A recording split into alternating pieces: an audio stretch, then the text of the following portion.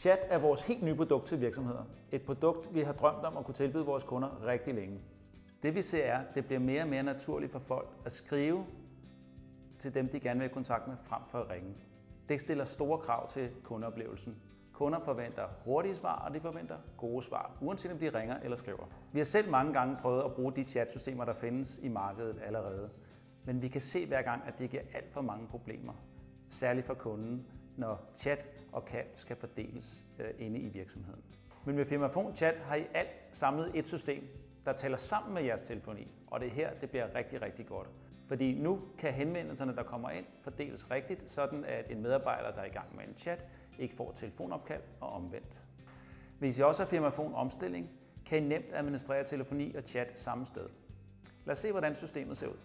Inde i webappen får I overblikket over, hvilke chats virksomheden har haft. I kan klikke ind på chatten for at se, hvad der er skrevet. I kan se, hvornår chatten blev startet, og hvor lang tid den, der har skrevet, har ventet på svar. Når der er nogen, der vil kontakte jer via chatten, kan de åbne chatten, skrive deres navn, e-mail og besked. Hvis de tidligere har skrevet til jer, så kan systemet huske informationerne. Når personen har startet chatten, vil en ledig medarbejder få besked på samme måde, som når I får et opkald. Det vil sige nederst på skærmen. Systemet tager naturligvis højde for ikke at sende chats til medarbejdere, der er optaget på telefonen.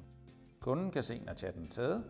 Hele chatten sker inde i webappen, hvor I kan have op til 2 chats kørende samtidig. Det er rigtig nemt at oprette en ny chatkanal. Når I trykker på kontrolpanelet inde i webappen, ser I en helt ny række med muligheder for at håndtere chat. Under chatkanal har vi for eksempel valgt kundeservice, og salg skal have en chat.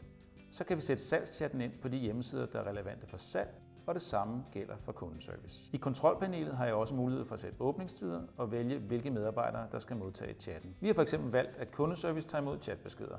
Men hvis de er optaget, så går beskeden videre til 2 andre relevante medarbejdere. Så systemet er præcis som I kender det fra telefonien. I behøver kun at forholde jer til ét system, hvor alt er samlet. For at I kan få chat, skal I enten have telefoni, omstilling eller omstilling plus.